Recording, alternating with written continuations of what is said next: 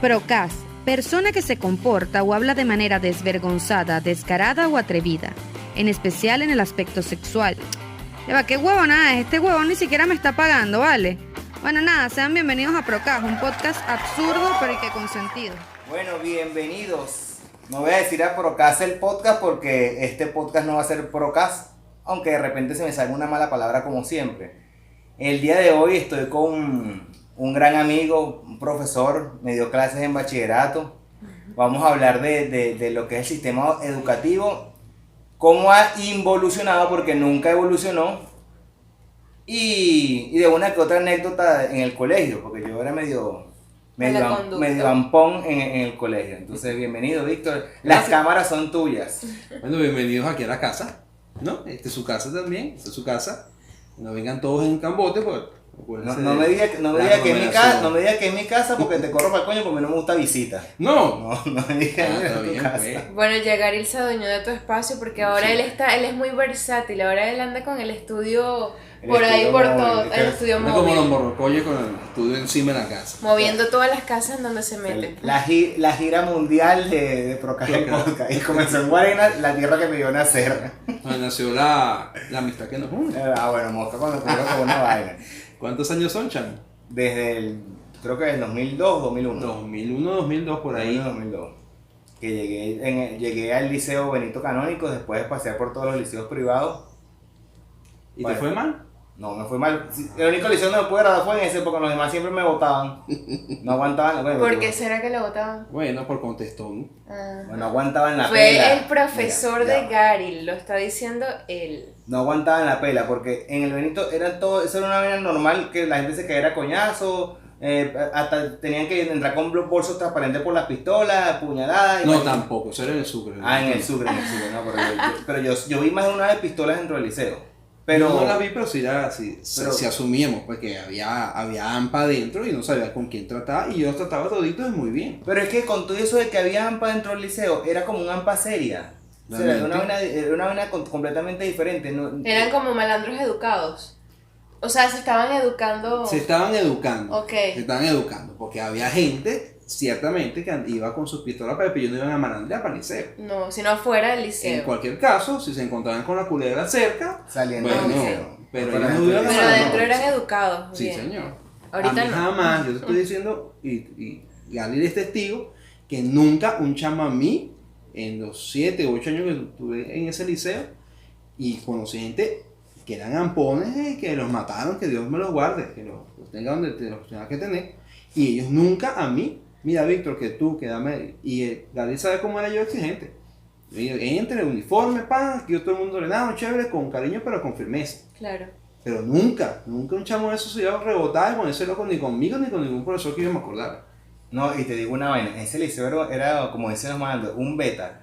Pues es que ellos sabían qué tenían ahí. Imagínate que dentro del liceo, dentro del liceo había unos banquitos, nosotros bebíamos, jugábamos dominó, jugábamos truco, y eso era normal en el liceo. Porque nadie se metía con esa vaina, estábamos pendientes que si el matiné, de la cuestión para recaudar fondos, nos ponían a pintar el liceo los fines de semana. Esa era una vaina de pinga porque, o sea, nos dejaban hacer lo que nos daban la gana, los profesores nos exigían, sea malandro, no sea malandro, te exigían, pero uno mira más su matiné, vamos a recaudar fondos, vamos a pintar, y tú no veías que de los viernes bebiendo en el liceo, pero el sábado estábamos en el liceo pintando porque uno sentía había como un sentido de pertenencia. Claro. Exacto, eso es lo que te iba a Había un decir. sentido y con todo y que yo estudié con muchísimos delincuentes, y era una vaina que yo llegaba al liceo a las 7 de la mañana y yo me iba a las 6 de la tarde, y a veces Nos corríamos.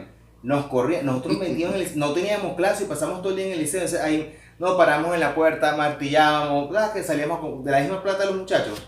Como se ve que uno era mala Haciendo conducta. la vaquita. O sea, era una vaca, pero una vaca como que los carabos decían, vamos a darle, porque estos carabos son medio...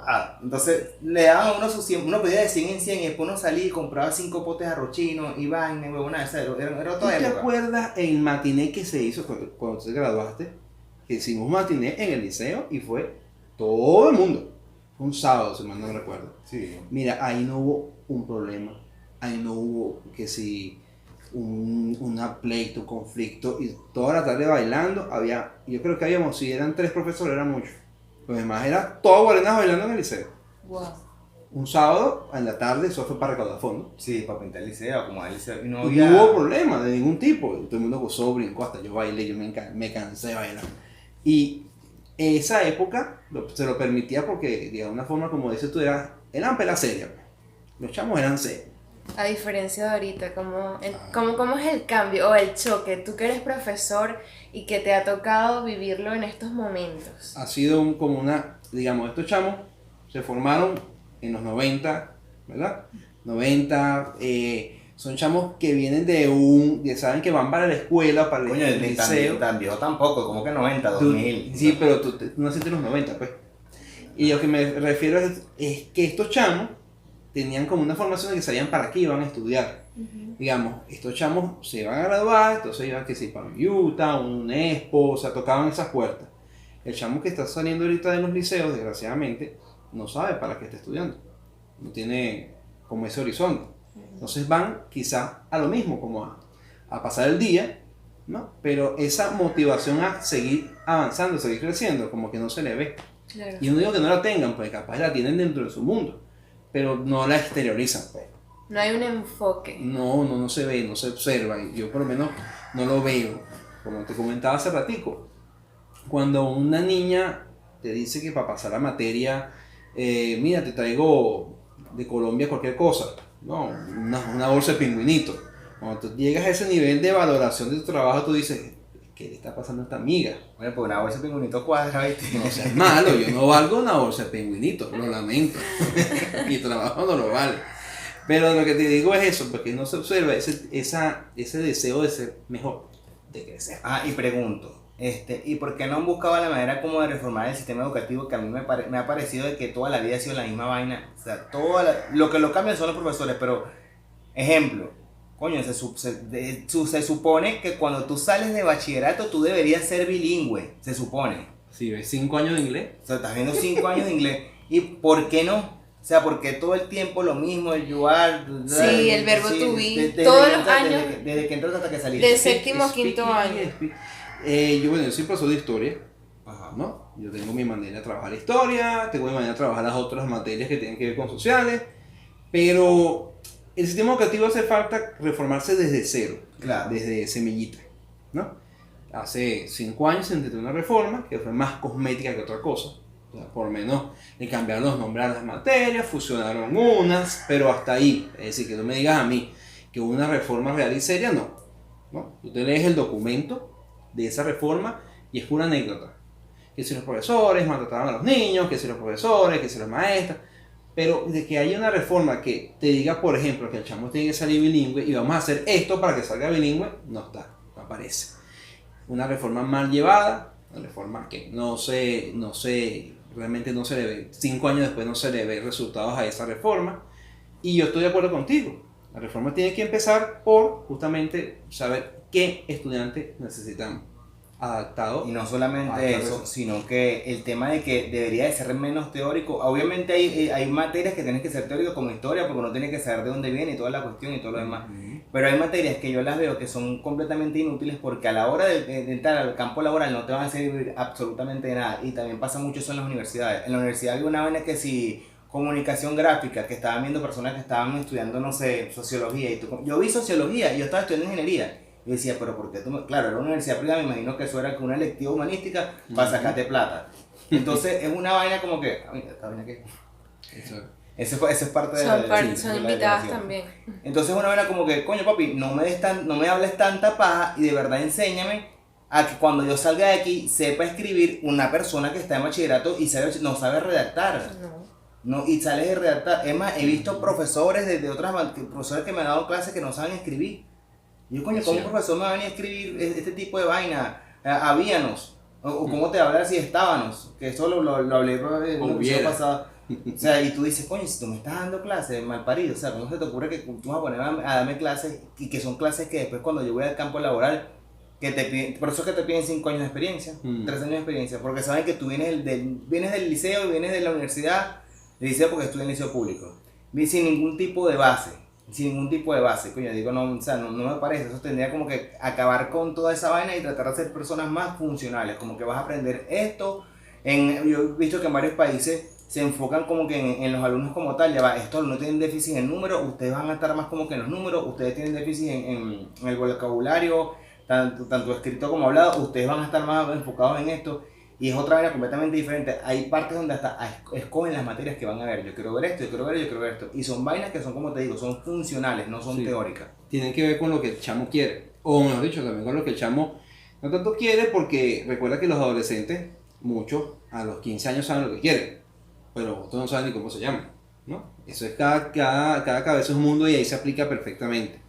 Pero si nosotros de repente redujéramos los horarios, que el chamo se concentrara en lo que tiene que concentrarse, ¿verdad? Tú dices que el chamo sepa leer bien, escribir bien, y entender lo que lee, usar su pensamiento lógico-matemático, y eso, de ahí sacamos luego lo que él quiere para un futuro estudiar ingeniería. Entonces vamos a trabajar, aquí va a haber clase de cálculo y se inscriben los de cálculo. No, yo quiero ser periodista, bueno, aquí vamos a trabajar con cultura general, métete ahí. Yo quiero ser militar, bueno, aquí vamos a tener su clase de orden cerrado, métete por aquí.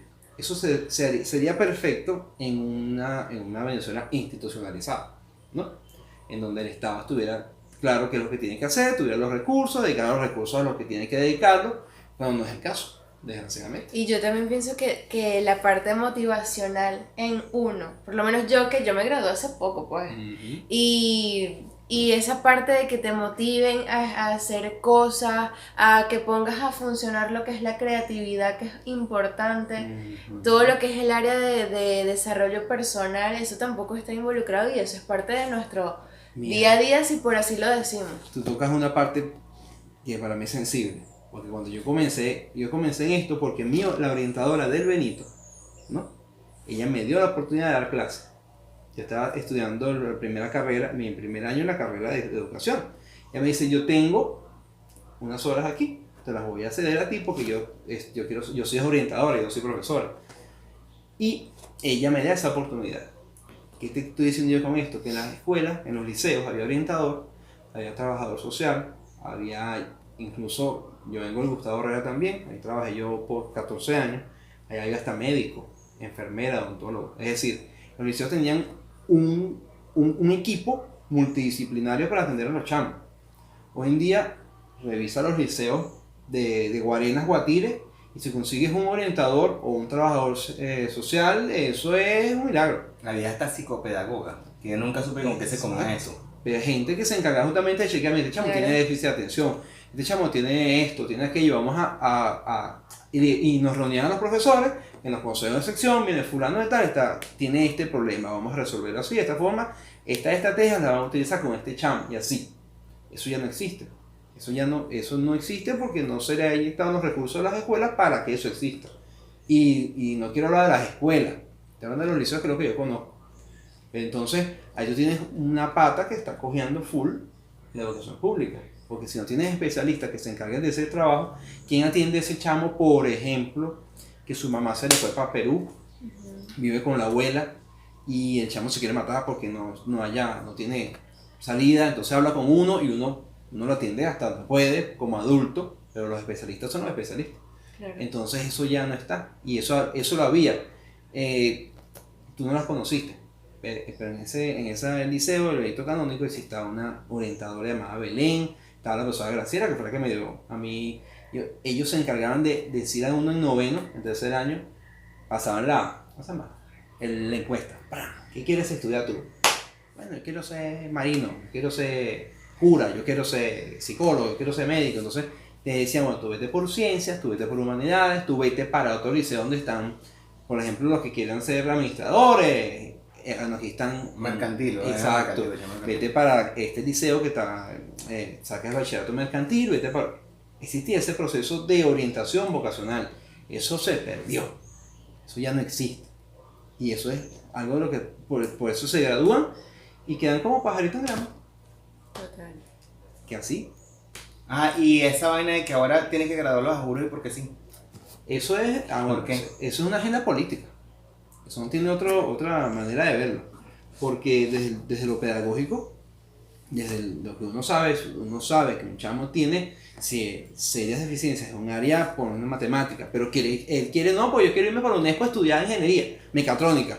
Muchachos, pero ya va, no puede. Un momentico, vamos a cogerla suave, vamos a reforzar eso y tal. Y así uno sabe porque uno lo está en el aula, uno lo puede detectar. Eso pasa como cuando las mamás tienen una hija que la carajita está chocada, entonces está como que mi hija es bella, ella va a ser mi hija, que no sé qué más, tu señora, no siga engañando a esa niña es horrible, no le diga que es bella. Y así, bueno, tiene la belleza interna, chamo, que también vale. Que la actitud también cuenta, no vengas pero tú. eso no sirve para ser La actitud y un poquito de cirugía y listo, ¿verdad? Todo tiene solución.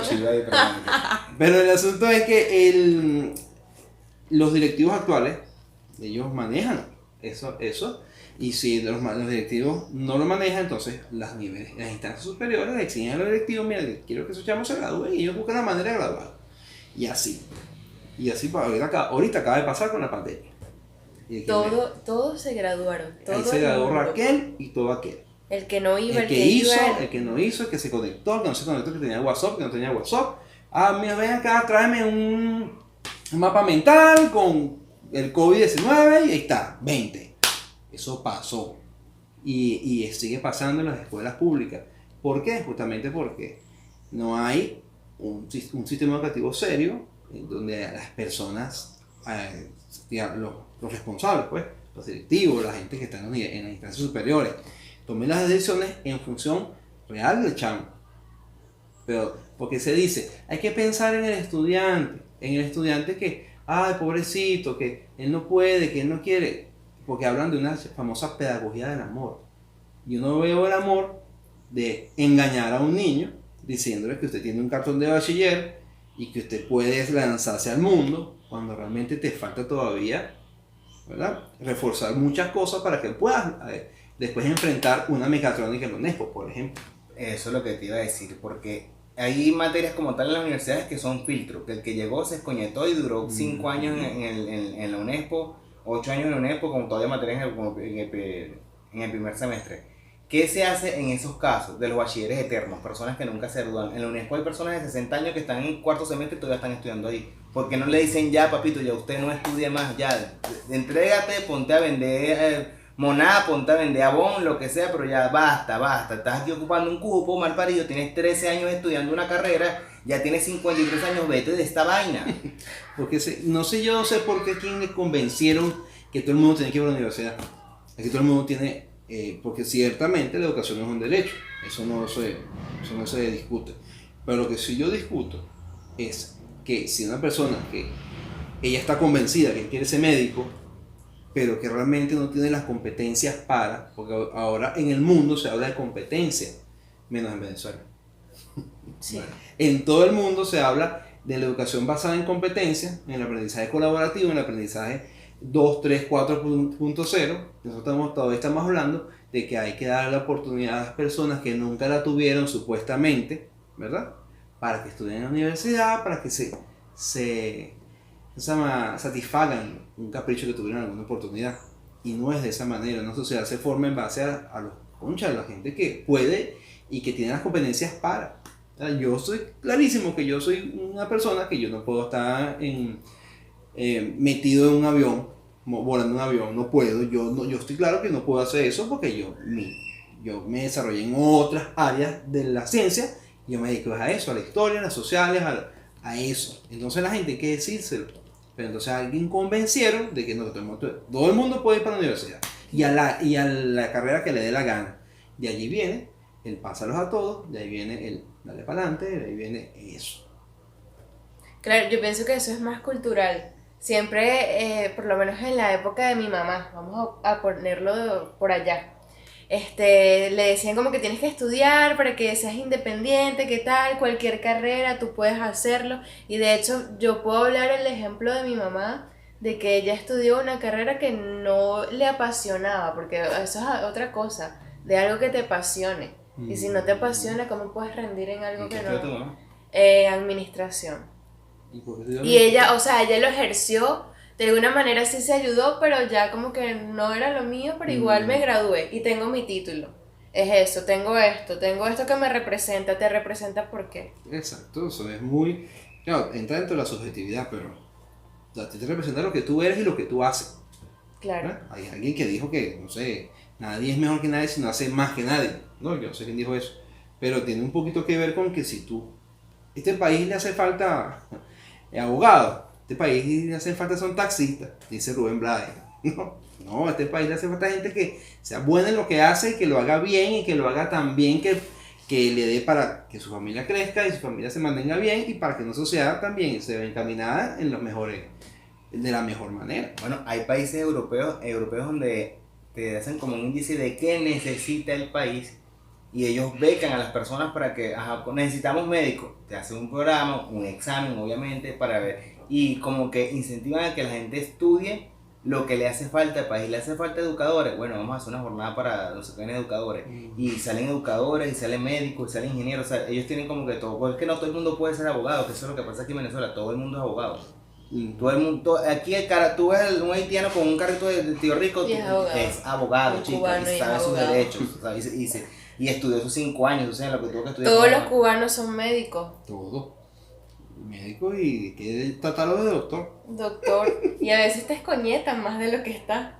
Pero bueno, algo así, pues esos son los ejemplos. Yo pienso que en estos momentos, por lo menos en Venezuela, eso de reformar lo que es la educación está un poco complicado, pero deberían de existir algunos métodos donde a los jóvenes los incentiven como que a buscar lo que les apasiona de verdad. Porque, o sea, tienen que existir programas donde incluyan lo que es la motivación y la creatividad para impulsar a los jóvenes, porque de verdad que eso no existe. Entonces ellos se van como que por lo básico, ¿no? Sí. Porque esto está así, es fácil y yo lo hago porque vamos a vender esto y bueno, tengo dinero, eso también. Yo que no soy, yo soy un boomer, ¿no? Yo soy yo, un viejito, pues. No, no tan viejo, porque tú me diste clase a mí de chamo. Bueno, pero yo no soy millennial. Yo he visto también que en los millennials la ley del mínimo esfuerzo es como que su credo. Es lo mínimo que puede hacer para obtener el máximo logro. Y eso también es una de las cosas que en educación nos está matando. ¿Verdad? Porque si yo le exijo a un chamo que piense, el chamo no solamente se va a rebelar contra mí, sino que sencillamente me va a dar la espalda porque al fin del día le van a poner el 10. Claro. Y eso me ha pasado. Yo me he topado con chamos que sencillamente no, porque yo hace esto. Pero ese es ahorita, los centennials, los de ahorita. Ajá. Esos son los centennials, los millennials no, millennials. Cool. Todavía a nosotros nos tocó en un momento determinado tener que ir a una biblioteca. De hecho, muchas veces fuimos a la biblioteca, yo recuerdo en 4º año tener que ir a la Biblioteca Nacional. Apareció el internet poco a poco, pero ya cuando agarramos internet ya yo estaba casi que saliendo del liceo y no es muy necesario como que la verdad la gente se mete y revisa la computadora, copió, pegó y listo. Nosotros me tocó ir hasta Fumbisis caminando. Para hacer un trabajo que se viene aquí encaramado por arriba, para hacer un trabajo sobre los sismos de esa maniquera y que me explicaran. Ahora se meten en la computadora y ya. Exacto. Y es que tienen una herramienta hermosa. Porque si tú te pones a ver lo que tú hacías en Fumbisis y tú realmente lo haces ahorita en la página de Fumbisis y le metes el coco al asunto, puedes hacer mucho más de lo que hiciste caminando para allá. Pero el tema es que esa parte en que el chamo entienda que esa información que tiene ahí le puede servir para muchísimas cosas, pues como que no hay ese clic aún. Siento que todavía no hay ese clic. Porque, cónchale, y esa pregunta siempre la hacen por ahí, que si tú tuvieras ahorita 20 años, con lo que sabes ahorita, óyeme, haría desastre. Muchacho. En lo educativo, pues.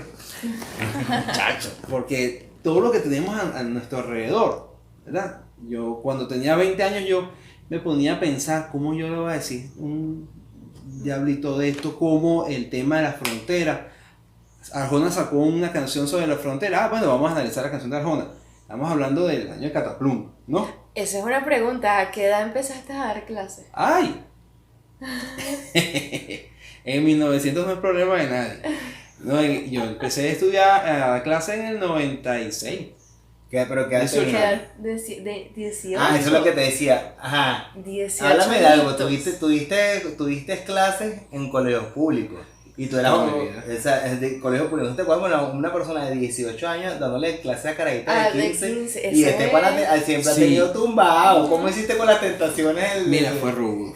Porque de hecho yo conocí una compañera de clase, Que le gustaba. se lo quería mochar, chica. Sí. Una mujer de- No lo logró porque yo Siempre era serio. No, tampoco. Ah, ¿no? Ah, ok. Así, el santo. Espérate que No. se graduara, ¿no? Acá.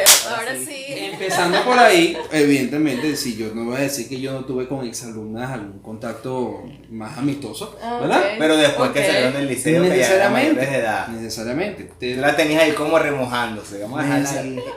El profesor Luis Señor es una cosa bien importante. Me acuerdo que el tipo dijo, tú eres una rata si tú tienes algo con una estudiante tuya ahí mismo. ¿Por qué? Porque eso no es cacería, eso es... Está en la pecera, está cazando en pecera, Está cazando no en digo. pecera, no seas rata. ¿Ve? Yo te puedo decir que en esa época hasta me tildaron en el momento de gay. ¿Por qué? Porque yo tenía que mantener una distancia. Claro. Necesariamente. Y Gabriel es testigo que a mí hasta políticamente me persiguieron. ¿Cierto o falso? Eso fue horrible. Eso o sea, fue horrible. O sea, imagínate si yo me metía en un lío de esas características, ¿no? Aparte Bueno, pero de- es que la pana, sí, la pana estaba buena. Tú la tuviste que haber pelucado después, yo no me sé. No, la la pana- verdad es que yo después me cuentas de fuera de cámara quién fue. Bueno, mira que hasta de nombre Mira, se esa acuerda. se llama. No, porque yo creo que ya ve esto. Ok. Hola. Mira, el asunto real es que, porque yo no soy ningún moralista. Claro. No tengo por qué estar diciéndole a nadie con quién se tiene que acostar ni nada con el estilo. Pero sí, en ese momento era complicado. Estamos hablando del año 2000. Yo empecé en el 96, ¿cómo no? 96 al 2000, yo me gradué en el 2000 y ya en el 2000 ya yo era el profesor. Pero ya va, te graduaste de bachiller. No, yo me gradué de bachiller en el 95, empecé en el 96 a dar clase. Así tan rápido. Sí, por esta orientadora yo estaba estudiando, mira, ven acá. Y en el 2000 es que me gradué de profesor. Ya yo era como el profesor, Un tenía... chamo, te dijera Chamito. ¿Cómo sucede eso, Dios mío? Bueno, Es que tú Y no quieres- es nada, que en el Yo también Benito, quiero dar clase, pero ajá. en el Benito, o sea, sucedía que, o sea, la gente repetía, ahí sí te hacían repetir. Entonces tenías en quinto año personas que le estabas dando clases que tenían tu edad. Sí. Quinto año, yo creo que yo tenía 18 años en quinto año, creo. Ujú. Creo que tenía 18 años en quinto año, Sí, creo. señor. Eso pasaba muchísimo. Ahora no pasa tanto porque empiezan antes en la primaria. Pero en esa época empezaron los chamos a los 7 años en primaria y a los 17 y 18 estaban en quinto año. Si Entonces, repetía 2 veces, tenía bueno. 19 años y Claro. estaba en quinto. Y él le daba clase, entonces él tenía que si 18 años le daba clase a una caraja de 19 años que le echaba a los perros. Entonces, ¿cómo tú hacías con eso? tenía que sudar y sudaba duro. Como diciendo que en un momento me pusieron de gay. Porque este tipo no le pánico, más o menos. Ya son 2, 3. Este tipo. Y no. Y después se graduó y te venga para acá, mamazongo, ahora sí. Ya. Ahora te sí voy a castigada. No, pero él sí tenía que tener mucho,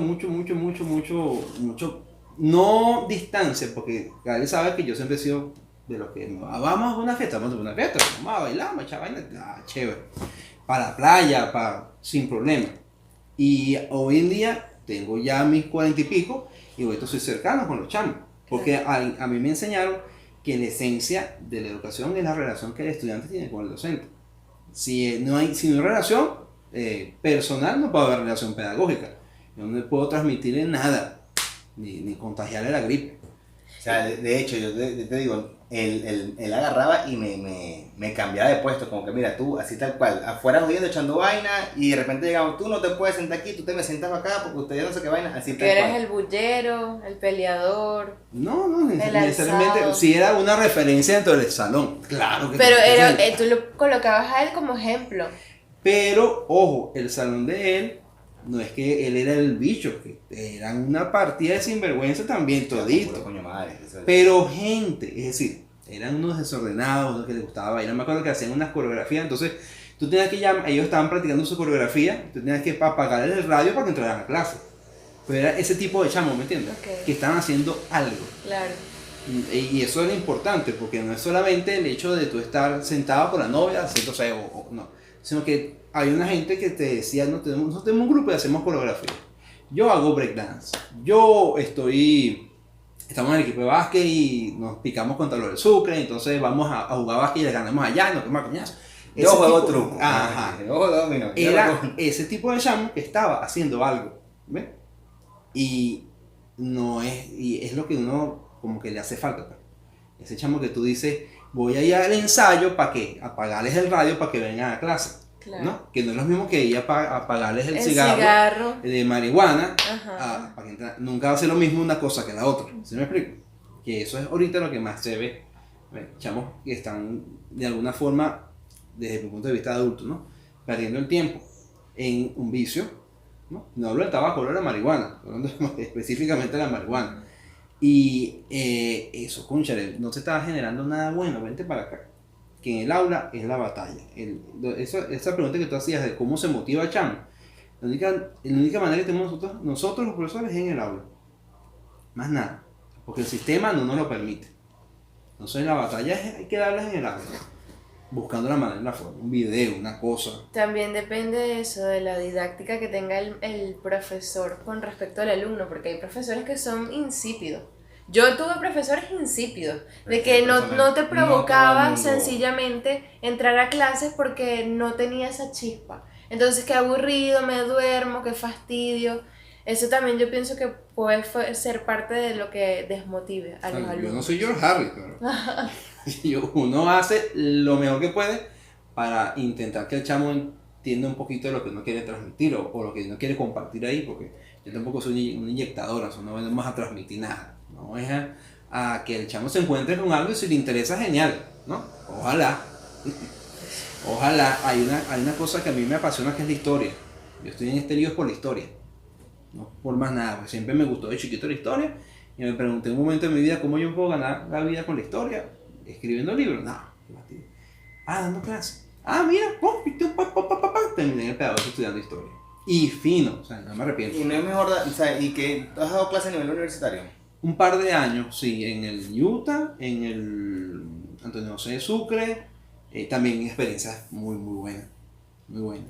A mí me tocó dar teoría económica, o sea, en administración, los primeros semestres, a un economista.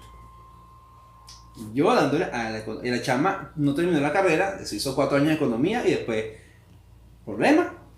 Y ella, después que yo, de la segunda clase, ella me llama, mira, Víctor, ven acá. Tú me vas a dar clase a mí. Y eso me retó, porque tuve que entonces puñalearme con la economía para hablar con la tipa a su nivel, pues. Y cosas así. Personas de 60 y pico de años estudiando en la universidad de noche, y uno, ¿qué le puede decir un muchachito de 30 años a una persona de 60 años sobre un tema X en la universidad? ¿Qué vas a saber tú de la vida? Y eso te reta muchísimo. Y eso, la experiencia universitaria tiene esa particularidad. No es que tú seas profesor universitario, eso no te da ni te pone ni te quita nada. Es que ya tú darle clase a adultos te reta profundamente como profesor. ¿Cómo te sientes más cómodo dando clases en los liceos o en la universidad? Ahorita, después de 25 años, te puedo decir que no cambio los niñitos de primero, segundo año por nada.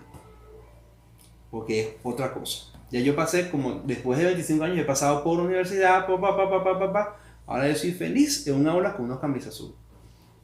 Bien, esa es vocación. Porque es esa esperanza que uno está viendo. Pues vamos a buscar la manera de ver qué hacemos con estos chamitos, ¿no? Y te enseñan cantidad, te imaginas. Claro, para que le guste.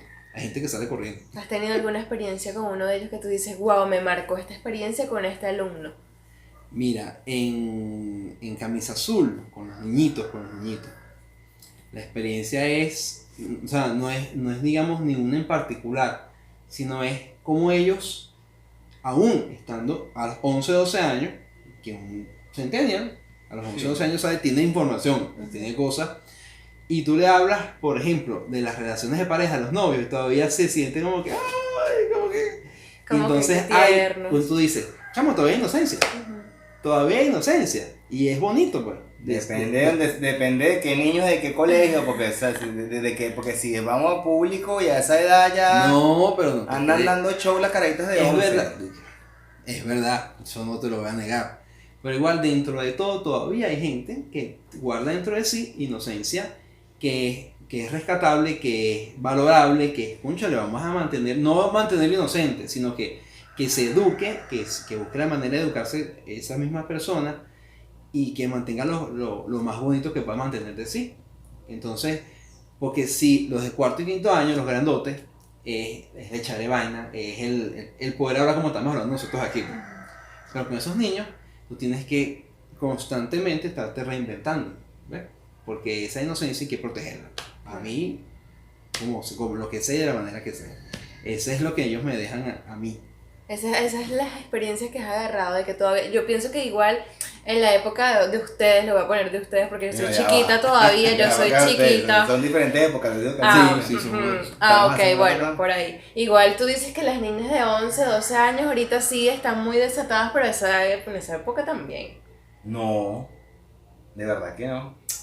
Antes era completamente camuflajeado. Distinto. Fue camuflado. Siempre hay una descarrilada por ahí. Hablemos de estadística. Mira, primero que antes pienso era más complicado porque era un tema de que no había teléfono, no había mucho tabú también. Pero eso era para tú puedes sacar una muchacha de tu casa. Las visitas eran en la sala de la casa. Por eso te digo, era bastante complicado. Mira, que me voy por la fiesta, que no. Habrá unas que sí dejaban, pero la mayoría no, y las que dejaban sí eran vistas como que, esta es una rialenga, que no sé qué más. No te juntes con esta que... Sí, que esta, entonces no, era bastante, ahorita es que la gente está desatada, antes no. Y el tema de las redes hace que las chamas pues vean cosas que no veían las de hace 20 años. Bueno, eso también. Esto es posible. Yo me puedo pegar el culo así. Sí, vamos fíjate. A experimentar. Exacto. Antes no se daban eso, no tenían como esas referencias, pues. Entonces el mundo de la tecnología es lo que ha hecho involucionar, digamos, la parte de la educación. Vamos a colocarlo aquí en Venezuela, pues porque en otros países sí le sacan provecho a eso, pero aquí en Venezuela es complicado. No, tú has dado en el clavo, Nina. Nosotros no hemos sabido sacarle provecho a la tecnología. Nosotros. Tenemos la tecnología porque tenemos el internet más lento del mundo, pero lo tenemos. Tenemos teléfonos, puro teléfono chino, todo el mundo enchinado aquí, pero lo tenemos. Y eso tendría que sacársele punta y nosotros no lo hemos sabido hacer. Nosotros no hemos tenido la viveza criolla, no la hemos aplicado bien. Bueno, en parte, hay unas que la han aplicado que sí para vender nudes. Bueno. OnlyFans. Hay una página que se llama así OnlyFans, ¿la conoces? Claro, cómo no, ¿quién no conoce eso? Que el que está en Twitter ya se enteró. Bueno. y eso es algo que las chamas y los chamos, están viendo también como una posibilidad de negocio, de dinero y de dedicarse a, ¿no? Fíjate tú qué interesante, porque en esa época tú le preguntabas a una niña, ¿no?, que tenía ese tipo de conducta. Bueno, yo me consigo un marido y empiezo a parir relajado, pues. No, esta niña, no, yo ya un momentico, yo tengo lo que tengo y lo voy a vender, ¿no? Y nadie me toca. Ya, genial, pero siento que después de eso tiene que haber otra cosa. ¿Y qué opinas tú de eso? Mi opinión es que eso no puede ser tu carrera, pues. Okay. Eso no puede ser tu carrera porque aparte de la competencia es dura, ¿no? Tú te imaginas que todas las mujeres de Venezuela que son hermosas vivan de eso, ¿cómo? Que todos van a llegar a vender sus atributos. A vender sus atributos y van a tener todos éxito. Van a tener real para mantener una familia con eso. No, es muy complicado, porque la competencia es muy, muy, muy ruda. O sea, tú tienes que dedicarte a algo que te apasione y que te genere los ingresos para mantenerte a ti y tu familia. Eso es lo que pienso yo, que no puede ser una carrera a la cual dedicarse. Pero no lo juzgas tampoco. No, aquí. No estamos hablando nada, aquí no se juzga a nadie. No. Mire, con esto vamos a cerrar. Es un buen mensaje para las chicas que quieren hacer OnlyFans. Pueden hacerlo, pero no se dediquen de lleno. Tienen que buscar una carrera en la cual pueden vivir. Esa es una manera de diversificar sus ingresos. Esa es una manera de voy a hacer esto para invertir en esto y entonces generar más ganancias. Conozco una que a punta de totonazo se graduó de médico. Bueno. O sea, estamos hablando de un médico. Médico, o sea, que dio totona toda la carrera. No importa, pero es médico. Como la carajita que doctora puta. Entonces, este video. Pero, doctora, Pero es doctora. Claro. Entonces cerramos con esto. Muchísimas gracias, No, gracias a ustedes por la por- entrevista. por venir a mi casa y bueno, Gracias, Vic. hablemos de la educación, hay que hablar de la educación. Siempre. Así es, así es. Porque la gente va a decir, no, que este es puro huevo, cúcate esto, culo, Sí. no. Educación, Aquí cultura.